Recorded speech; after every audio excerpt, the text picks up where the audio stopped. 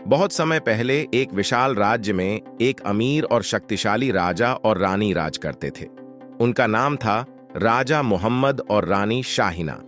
उनकी शाही जिंदगी का कोई मुकाबला नहीं था। उनके महल के कक्ष सोने से जड़े हुए थे, उनके बगीचे में रंग बिरंगे फूल खिले रहते थे और उनके पास अनगिनत खजाने थे। परंतु इन सभी ऐश्वर्य के बावजूद राजा और रानी का दिल हमेशा एक ही चीज की कमी महसूस करता था, एक प्यारी सी बेटी। बहुत वर्षों के बाद अल्लाह की मर्जी से रानी शाहिना ने एक बेटी को जन्म दिया, जिसका नाम रखा गया सारा। राजकुमारी सारा बहुत ही सुंदर, समझदार और दयालु थी। उसकी हंसी महल में जैसे एक मीठी सी ताजगी लेकर आती थी।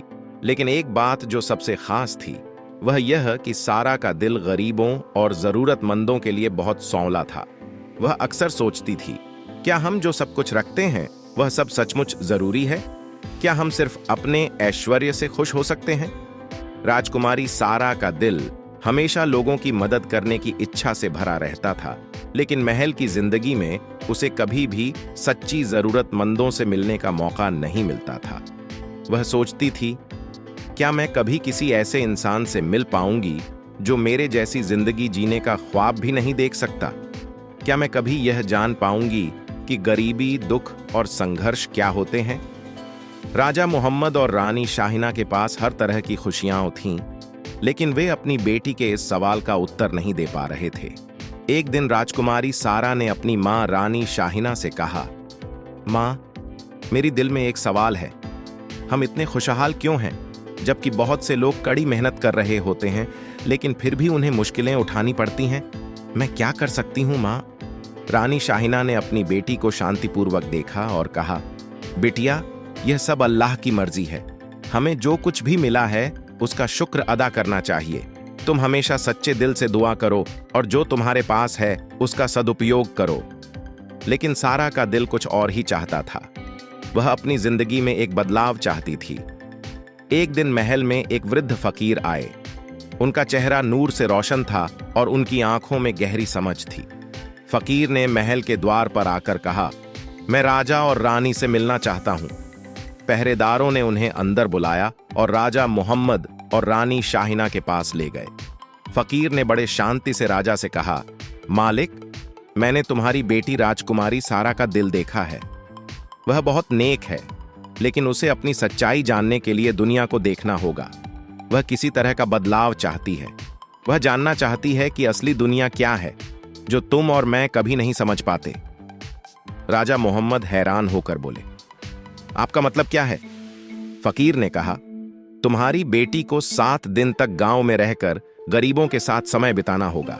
वह तब जान पाएगी कि असल खुशी क्या है और कैसे एक इंसान अपनी जिंदगी में संतुलन पा सकता है। राजकुमारी सारा यह सुनकर थोड़ा चौंकी, लेकिन उसके दिल में यह बात घर कर गई।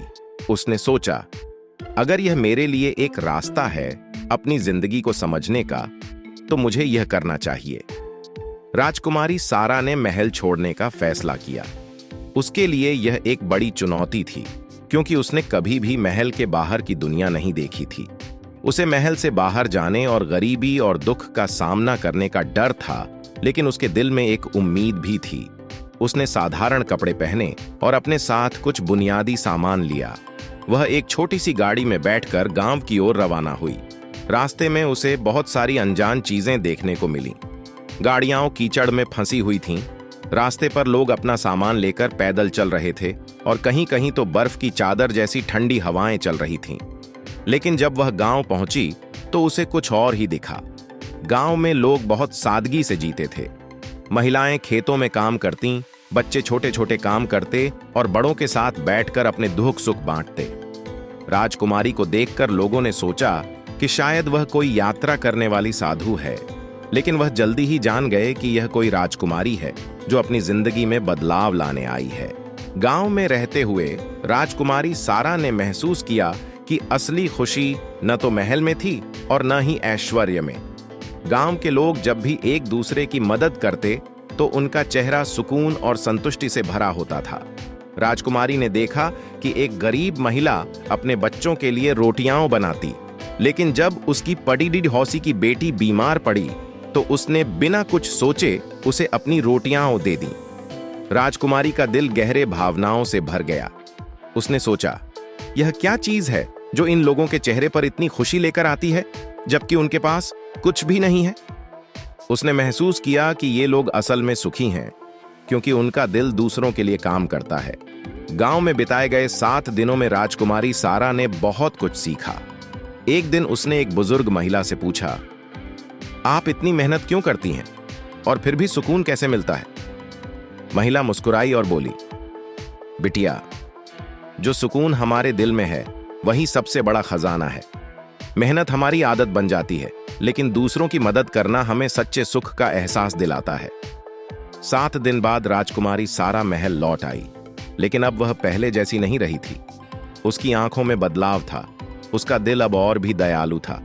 उसने सोचा, जो कुछ भी मैंने यहां सीखा उसे अब अपने महल और राज्य में लागू करना होगा। राजकुमारी ने राजा मोहम्मद और रानी शाहिना से कहा, माँ पापा, मैं अब समझ गई हूं कि असली खुशी और संतुष्टि दूसरों की मदद करने में है। हमें अपनी स्थिति का सही मूल्यांकन करना चाहिए और जो हमारे पास है उसे उन लोगों के साथ बांटना चाहिए जो इसका इस्तेमाल कर सकें। राजा और रानी ने उसकी बात को समझा और उन्होंने यह तय किया कि वे अपने राज्य में एक बड़ा बदलाव लाएंगे। राजा मोहम्मद ने राज्य के खजाने में से कुछ हिस्सा गरीबों की मदद के लिए तय किया और राजकुमारी सारा ने स्कूलों और अस्पतालों की स्थापना की। अंतिम संदेश, राजकुमारी सारा की यह यात्रा हमें यह सिखाती है कि धन और ऐश्वर्य जीवन का उद्देश्य नहीं होते। असली सुख वही है जो हम दूसरों की मदद करने से पाते हैं। जब हम अपनी जिंदगी में सच्ची दया और सहानुभूति को अपनाते हैं तो हम न केवल अपने जीवन को बेहतर बनाते हैं, बल्कि समाज में भी बदलाव लाते हैं। जो दूसरों के लिए जीते हैं वे कभी असल में गरीब नहीं होते,